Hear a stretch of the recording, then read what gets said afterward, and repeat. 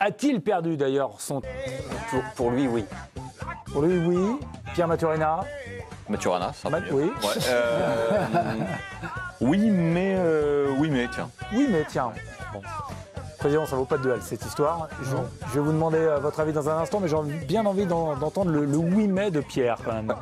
Il y a pas mal de choses à dire quand même sur le niveau d'Mbappé, mais c'est vrai qu'en ce moment il est pas bon, tout le monde le voit, il est moins bien, il percute moins depuis quelques mois, etc. Toutes ces qualités qu'on lui connaissait, elles ont un peu disparu ces derniers temps depuis grosso modo la fin du mondial 2022. Mais je trouve quand même que sur les premières choses qu'on a vues de cette saison 2024-2025, à quelques moments, par exemple, moi j'ai regardé le match du Real contre le Betis, et même hier, dans les premières minutes, il y a des moments où tu as l'impression que tu peux revoir un jour quelque chose du Mbappé que tu as un peu connu. Alors je ne suis pas sûr que ce soit ça la meilleure route pour lui apprendre. Je pense aussi qu'on l'a souvent dit qu'à un moment, il va falloir qu'il réinvente un peu son jeu, etc. Et je pense qu'il n'arrive pas à trouver encore le chemin pour ça. Mais on l'allume un peu facilement parfois, et c'est difficile de le défendre ou d'imaginer des choses qui peuvent être positives à son endroit en ce moment. Mais je pense pas que tout son jeu soit parti. Et j'ai l'impression que par moment, en ce moment, il y a des petites bribes où on revoit un crochet, une sortie de balle ou un truc qui remarche là où ça marchait plus ces derniers temps. Voilà, c'est pas grand. Une lueur d'espoir. Président, qu'est-ce que vous pensez du niveau de Kylian Mbappé en ce moment ? Je suis un petit peu comme tout le monde. C'est vrai que le Mbappé qu'on imagine, qu'on connaît, il n'est plus là. Et il a disparu. Mais je suis aussi d'accord sur cette idée que, même dans le match hier, il n'a pas été bon. Mais je ne l'ai pas trouvé comme dans certains matchs où je l'avais vu avec le PSG, où il avait abandonné complètement.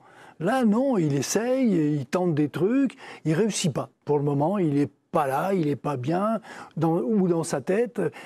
Son poste, je ne suis pas sûr que ce poste d'avant-centre, ça soit, je confirme, ça soit un poste pour lui. Il a besoin d'espace, il est mieux sur les côtés.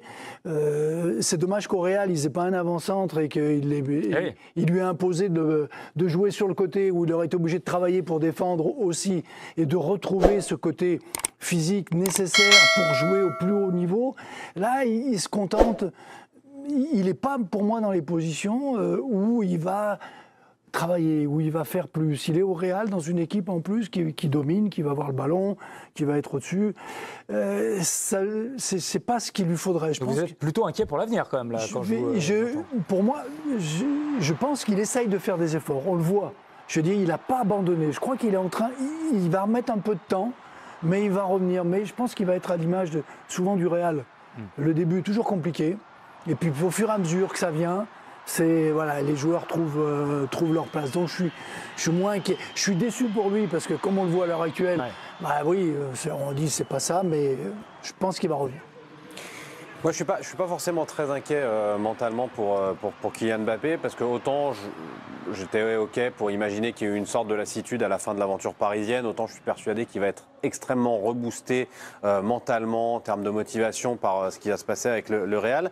Moi, ce qui m'ennuie, et je l'ai déjà dit, et je continue à le voir, c'est que c'est un joueur qui avait des appuis très agiles, presque aériens, et moi, ça fait déjà plusieurs mois, et même plusieurs années, que je le trouve trop costaud. En fait, je trouve il a dit qu'il avait transformé un peu son corps.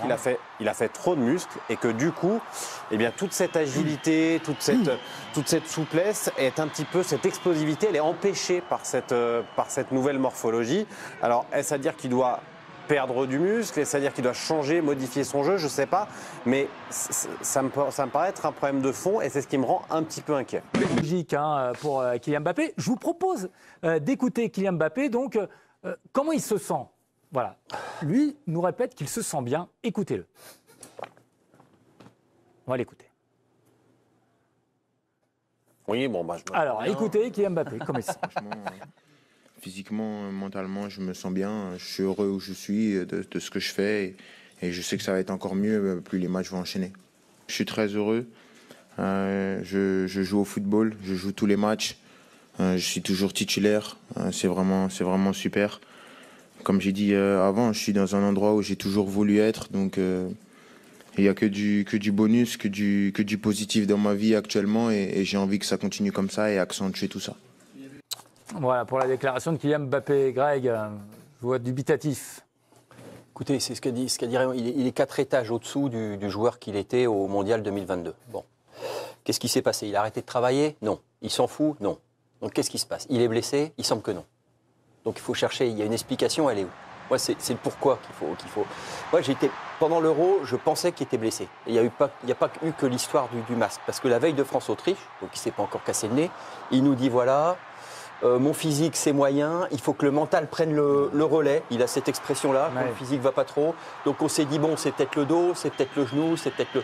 Mais là, il joue tous les matchs, effectivement, il a raison. Le Real le fait jouer plein gaz, donc il se passe quelque chose. Il se passe quelque chose qui explique qu'à 25 ans, ses performances soient moins bonnes qu'à 24, ce qui est profondément illogique, que tu ne peux pas expliquer par une blessure de foot. Donc là, il y a quelque chose. Moi, je ne sais pas quoi, je ne vous raconte pas la messe, mais il y a quelque chose à comprendre. Et tant qu'on ne l'aura pas compris, il faut être prudent. Il ne faut pas lui tomber dessus, faut pas le... Enfin, je ne suis pas très à l'aise avec les gens qui disent oui, c'est ceci, c'est ça. Attendez, moi j'aimerais savoir, en fait. Régis. Moi, je trouve que c'est trop profond et très profond par rapport à ses déclarations et la façon dont il explique. Le ton de sa voix, il est différent des mots, de la façon dont il explique. Vous savez, quand on vous dit, quand vous dites que tout va bien, je suis le plus heureux du monde, c'est que ça va pas. C'est que ça va pas. Il y a quelque chose qui va pas. Alors il veut se rassurer lui, mais en fait il se rassure pas. Et moi je pense c'est des mots qui sont trop importants, des formes de dépression. Moi, je pense qu'il y a beaucoup de choses qui l'envahissent dans son esprit. Je ne vais pas parler de foot. Il a beaucoup fait, juste Régis, mais je rappelle les faits. Il a énormément joué, il a eu énormément d'opérations. Non mais, on l'a dit, depuis le début, on se demandait comment il faisait pour rendre... Est-ce qu'on peut parler... La pression, 18 ans, 19 ans, 20 ans. Il a tout gagné aussi, quasiment. Il a pas tout gagné, pas tout gagné, mais presque. Il voulait tout... Commercial, oui. Ah, pardon. Non, tu dis il a eu beaucoup d'opérations. Non, commercial, opération commerciale, pardon. Beaucoup de choses autour de lui depuis 18 ans. Je veux dire, il faut savoir le supporter. Et je pense que il s'est peut-être vu trop beau par rapport à ça, sur l'aspect mental, mais à un moment, vous êtes rattrapé par quelque chose, par plein de choses qui entourent votre vie de sportif et de star, parce que c'est une star aujourd'hui. Et moi, je pense que c'est un cas d'école. Il y a quelque chose à réfléchir autour de ça. En dehors du jeu, de sa morphologie qui a changé, il n'est plus le même joueur, il s'est construit autre chose. Mais moi, je pense que ça dépasse le cadre du foot. Alors, en dehors du positionnement, alors on sort complètement du fait qu'il soit... Ça n'arrange rien, mais ça n'arrange rien, mais c'est pas le centre du... D'accord, c'est pas le centre du débat. C'est pas le centre, il y a quelque chose d'autre. On est d'accord. Juste pour rejoindre ce que dit Régis, peut-être qu'effectivement, c'est vrai qu'on le voit parler, etc., peut-être qu'il dit la vérité, qu'il va bien, etc., mais on a un petit truc... Parce qu'on connaît un peu le monde du foot, on voit un peu le tabou qui est aussi autour de ces questions de moins bien mental, etc., parfois de joueurs qui se sentent pas bien. On a encore vu récemment un joueur, je crois que c'est en Espagne, qui expliquait qu'il se sentait mal et les réactions en dessous, ça va, tu gagnes 800 patates par mois, etc. Il y a parfois peut-être ce petit tabou aussi chez les joueurs de se dire je peux pas trop me plaindre, etc. Ah, surtout lui. Peut-être que lui, il se dit si je commence à me plaindre, on va me tomber dessus. Ça doit pas être simple à gérer à 25 ans, franchement. D'avoir un moment pas facile, toute cette pression. Il a même pas besoin de se plaindre. Il a même pas besoin de se plaindre pour qu'on lui tombe dessus tous les jours. Je veux dire, c'est potentiellement une explication qu'on pourrait entendre. Tu vois, nous, en tant que journalistes, etc., dire bah oui, il va moins bien mentalement. Et voilà, on pourrait l'entendre. Mais c'est intéressant ce que dit Régis, et ça soulève un problème plus général, qui est le problème du foot. Moi, j'avais été frappé par l'interview de Ryan Cherki chez notre frère de SoFoot, qui expliquait que la dernière fois qu'il avait pris du plaisir à jouer au foot, c'était lors d'un foot sauvage à la sortie du Covid avec Toko Ekambi et je ne sais qui d'autre. Parce qu'en fait, il y avait trop de pression, il y avait trop de choses à gérer, il y avait trop d'enjeux, et que résultat, le foot qui était... cette Madeleine de Proust, ce moment de sourire, ce plaisir. Il parle d'être titulaire. Kylian Mbappé, je suis titulaire à tous les matchs. Quand tu joues dans une équipe, tu veux être titulaire, et ok. Et lui, il est à la tête d'une flotte commerciale, d'un vaisseau amiral qui est l'entreprise Kylian Mbappé. Alors même s'il est aidé, je peux entendre peut-être effectivement qu'il y ait beaucoup d'enjeux et que le plaisir qu'on voyait chez le gamin de Monaco, ce soit peut-être un petit peu amenuisé. Et il pensait certainement le retrouver en allant au Real. Peut-être que, parce qu'il y a eu les difficultés du PSG, et on s'est dit, avec le Real, tout va changer, ça va se remettre en place. Je pense que ça va changer parce qu'il n'a pas les mêmes responsabilités. Mais est-ce qu'il ne faudrait pas le faire souffler un petit peu? On ne peut pas le faire souffler, Kylian Mbappé. Non, s'il le demande, s'il le demandait, si on faisait la demande. Pour faire quoi? Souffler? Ou si un coach comme Ancelotti lui dit, je sens que tu as besoin de respirer, il le ferait. Non. Tu penses pas? Non. Non. Okay. Lui, jamais il le fait. Un joueur comme ça, il ne va pas demander, attendez, donnez-moi 2 mois de vacances supplémentaires. Il vient de signer au Real, il est obligé d'être exposé à ce moment-là du film, tu ne peux pas faire autrement. Ouais. Alors ça va peut-être, là, tu ne peux pas l'écarter pour l'instant. Non, mais je veux dire, au PSG, on a l'impression qu'il faisait tout. Je veux dire, c'est même lui qui fermait la porte du vestiaire, non, avant de partir. Je veux dire, il avait un poids, je suis d'accord avec Régis, qui était énorme. Je pense qu'au Real, il n'a que le poids de sa performance. Il ne va plus gérer les contrats commerciaux à droite, à gauche, il ne va plus gérer les problèmes de la presse. Il y a un club qui normalement, va s'occuper de tout ça. Lui, il a retrouvé simplement maintenant son jeu. Et pour moi, le problème, c'est que c'est pas un avant-centre. Et je le maintiens, c'est pas un avant-centre. Voilà, oui, mais alors le problème, c'est qu'il y a Vinicius Real, il y a Barcola, par exemple, en équipe de France. Il va jouer où alors? Vous le mettez où c'est pour ça que je disais, quand il est parti au Real, j'attends avec impatience pour voir à quel poste il va jouer et comment ils vont jouer. Et là, pour le moment, je ne suis pas encore, j'ai vu les matchs aussi. Bon, ça va que pour le moment, l'opposition, et encore, on a vu certains matchs où on se pose la question, on se dit, comment ils jouent, quoi. Avant, autant c'était clair, il se passait comment ça fonctionnait. Maintenant, on ne sait pas trop. Après, il peut quand même trouver des gestes d'avant-centre. Tu vois, contre l'Atalanta, son but, c'est un but d'avant-centre. Son déplacement dans la surface, il se déplace 2-3 fois sur l'action. Il décroche. Il fait un bon truc. Le but contre le Betis, il sent le coup, il sent la talonnade de Valverde, il voit que le hors jeu, etc. Donc, ça reste un joueur qui a du talent et qui sent le football. Donc il peut peut-être. Je me projette juste sur le match de la Belgique. On reste avec l'équipe de France un instant, mais sur le niveau de Kylian Mbappé. Et on le laisse tranquille. Il fait du frais pendant 2 semaines. S'il faut, il prend 5 jours de vacances, 12 jours de préparation et il revient. Donc je serais plutôt tenté de dire, s'il n'est pas dans son assiette, laissons-lui le temps. De toute façon, ça fait aucun doute. C'est pas comme un joueur sur lequel on a un doute de savoir s'il reviendra ou pas en équipe de France. Est-ce que c'est aux joueurs de décider d'ailleurs ou est-ce que ça dit Deschamps? Non, c'est pas aux joueurs. Non, voilà, d'accord, on est d'accord. Vous avez le droit d'avoir une discussion, effectivement, avec le joueur, il va vous donner son sentiment. Mais par rapport à ce que j'ai dit, tout ce qui a été dit sur le plateau, moi je pense qu'il faut s'occuper de l'homme et plus du joueur. Ouais, bien sûr. Moi je pense que c'est ça le plus important autour de Mbappé. Alors après, sa position, moi je partage l'avis de Raymond.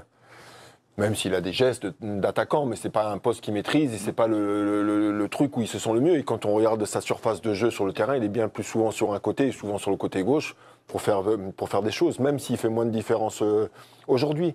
Mais est-ce qu'il faudrait pas le repositionner dans son poste préférentiel pour qu'il reprenne aussi de la confiance? Même à 25 ans, on doit repasser par des étapes pour revenir à un certain niveau. Et encore une fois, moi, je suis convaincu et persuadé qu'il faut s'occuper de l'homme avant tout, de sa tête, que du joueur, parce que le joueur restera le même joueur et il n'y a pas de raison que ça ne redevienne pas. Même s'il se transforme, on parlait de sa transformation de corps, qu'on sait, et Michel Platini avait averti qu'à un moment donné, la vitesse allait diminuer, qu'il fallait se réinventer. Tiens, on est allé chercher une déclaration de Thierry Henry, qui a connu un peu le même positionnement. Et qui parle de ce qu'on lui a appris à Clairefontaine. Écoutez-le. Comme j'allais que vite, j'allais que vite, dribbler, mon dribble c'était pousser la balle et c'est tout. Voilà, ça s'arrêtait là, j'allais plus vite. Donc à un moment donné, quand tu vas plus vite, t'es pas forcément obligé de travailler tes courses. Un joueur qui est plus lent est obligé de rentrer dans la réflexion plus vite que le mec qui est rapide, jeune. Parce que sinon il passe pas. Donc M. Francisco m'a dit un jour, aujourd'hui Thierry, je ne veux pas que tu passes tes joueurs par la vitesse. J'ai dit, mais c'est pas juste. C'est mon atout, pourquoi vous voulez me le retirer? Voilà. On lui a fait travailler visiblement Thierry Henry. Voilà, le jeu sans vitesse. C'est ce qu'il faut faire ou pas avec Kylian Mbappé pour le réinventer encore très inventer. Oui, mais il doit travailler justement, comme disait Régis, encore à 25 ans. Mbappé, il n'a pas que des dribbles de vitesse. Non. Il a été capable de faire des crochets. Et il n'a pas que ça. C'est pas je pousse le ballon et je cours derrière. Il est capable en pleine vitesse de crocheter dans la surface de réparation. On l'a vu quelques fois, que ça soit à gauche ou à droite, de faire des crochets et d'accélérer. Donc, non, je suis d'accord avec ce que dit Titi sur les jeunes qui vont vite. Et ils ont un avantage, mais en même temps un handicap, parce qu'ils réfléchissent plus, ils poussent le ballon. Et donc il faut leur amener autre chose.